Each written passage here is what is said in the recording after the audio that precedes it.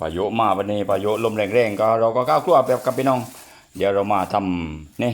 เมนูให้ FC ได้ชมเลยก็เดี๋ยวก็เนี่ยเสร็จเรียบร้อยแล้วก็ไก่สับไก่จับไก่นิ้วโอมไก่ใส่หน่วยเดี๋ยวเรามาเล่นะครับว่าเรามาทำไรเมนูไรโอเคเดี๋ยวมาชมกันเลยมา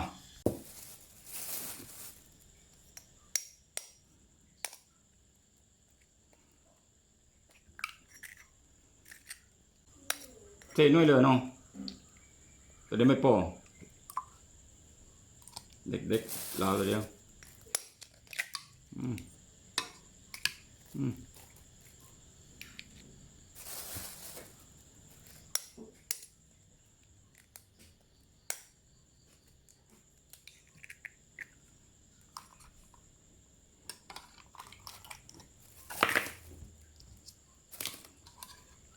เรามา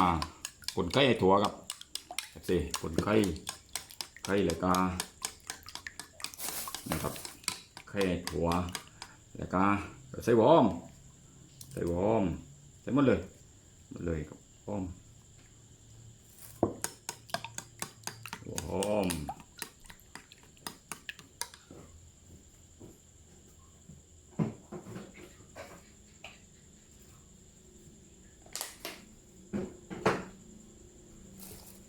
อันนี้คลุกน้ำปลา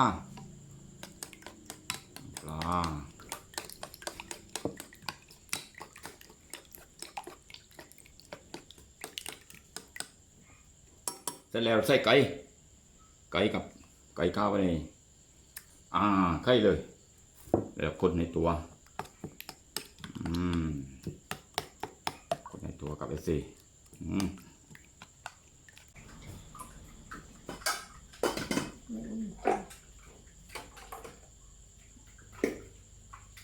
ทิป1 ช้อน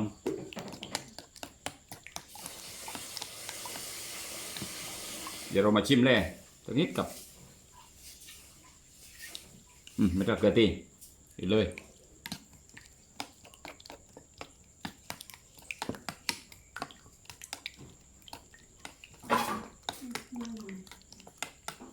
โอเควันนี้เราได้แล้วเราได้ไข่แล้วไข่ครับ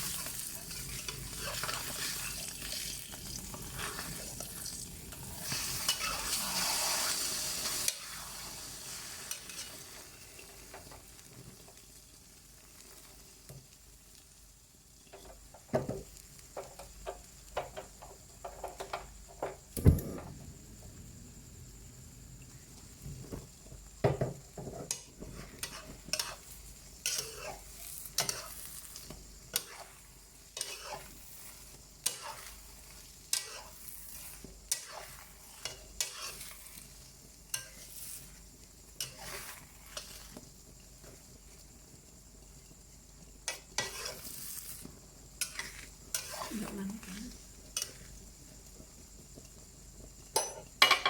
เก่งอุ่น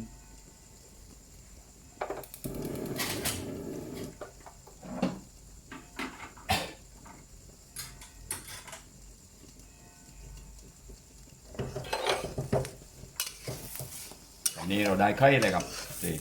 ก็เหลือไม้นิดนึงครับพอดีไฟมันแรงเกินแต่ไม่พื้นนิดเดียวนิดเดียวนี่ครับโอ้โหยังไม่ที่อะไรดีก่อนนะจุกไอ้จุกจีก่อน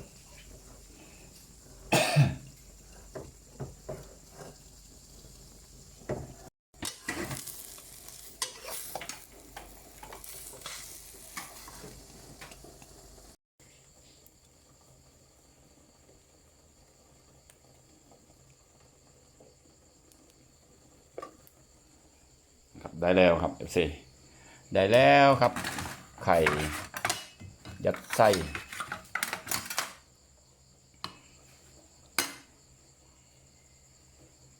กินแล้ว